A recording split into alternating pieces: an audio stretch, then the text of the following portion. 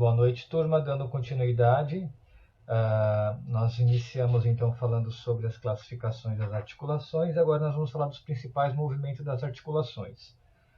Os movimentos de uma articulação se fazem obrigatoriamente sobre o que chamamos de eixo de movimento. Lembra quando dividimos toda a parte dos eixos de movimentos? Esses movimentos angulares, há uma diminuição ou aumento do ângulo entre o segmento que se desloca e o que vai permanecer fixo. Quando diminui, é uma flexão. Quando aumenta, há uma extensão. Exemplo, eu dobro meu braço, como se eu fosse colocar a região do meu punho no meu ombro, eu estou flexionando. Quando eu estendo, eu estou estendendo o braço, estou fazendo uma extensão.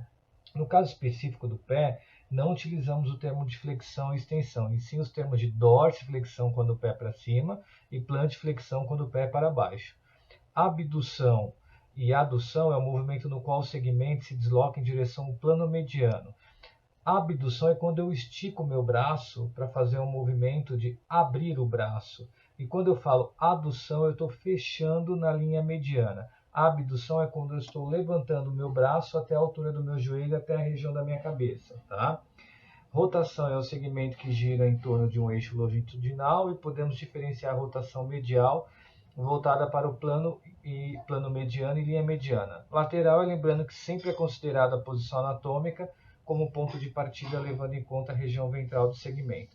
E circundação é quando podemos dizer que é a combinação de todos os movimentos, como adução, que é o movimento próximo da linha mediana, abdução, quando eu abro, flexão é quando eu dobro, extensão é quando eu estou estendendo o braço ou a perna, e rotação são movimentos que eu estou fazendo como se eu estivesse segurando um cone, tá? Um cone imaginário.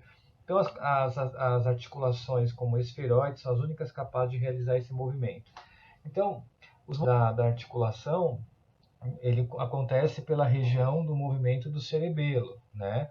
Então, aqui está um córtex cerebral, e nesse córtex cerebral nós verificamos a formação do movimento, até chegar às informações na região do cérebro, né? Então, começa assim, as áreas corticais associativas, tá? Essas áreas corticais são a parte que nós dividimos o cérebro em sistema nervoso central e sistema nervoso autônomo. Nessa divisão dessas áreas corticais associativa, que eu vou explicar para vocês quais são essas áreas em relação à parte do lobo, em relação ao nosso cérebro, manda as informações, áreas corticais pré-motoras, que seria a região da medula, que passa essas informações ali para a região do córtex motor, que é a região bem abaixo, próximo do occipital.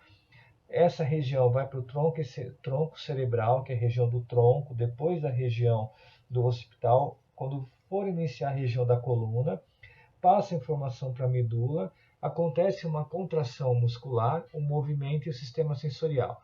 Aí esse movimento ele volta novamente e passa diretamente para as áreas corticais.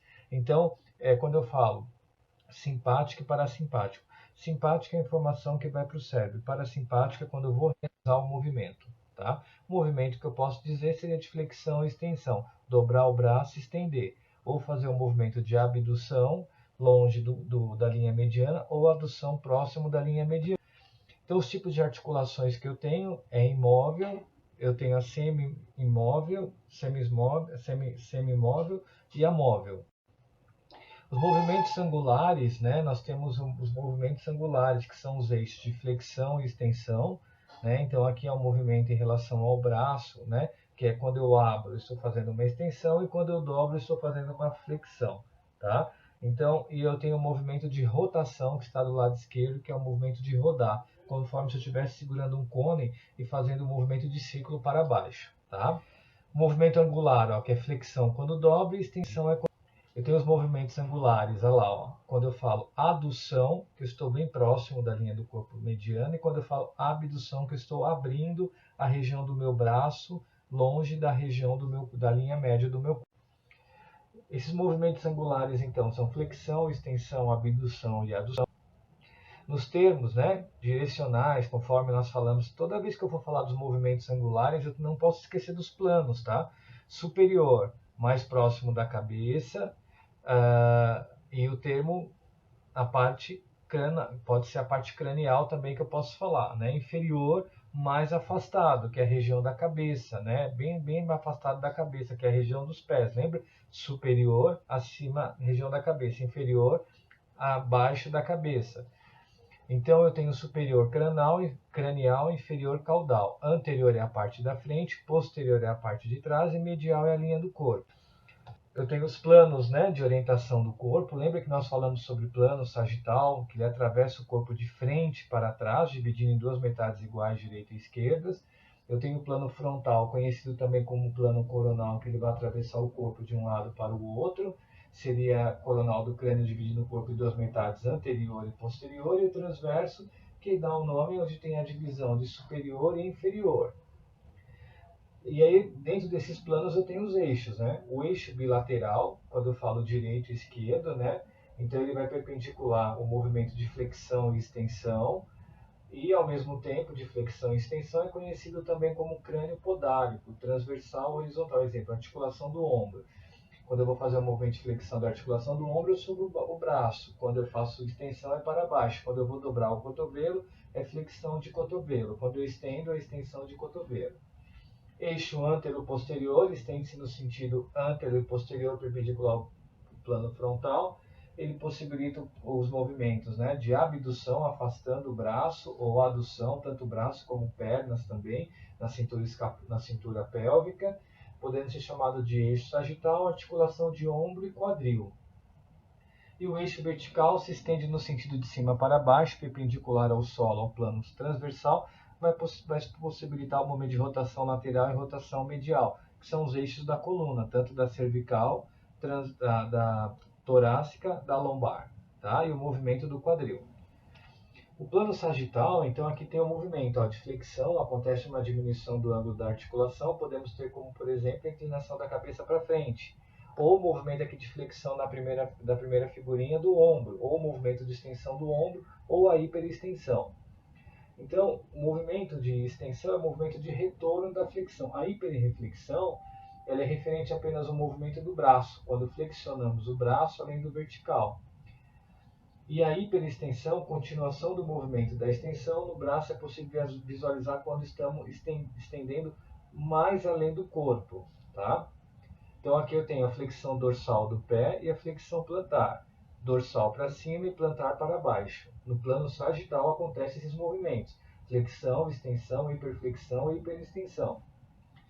No plano frontal, nós temos os movimentos de abdução, conforme tem até no desenho aqui da região da perna que eu estou abrindo para fora, eu falo o movimento de abdução, um movimento que acontece lateralmente para longe da linha média do corpo.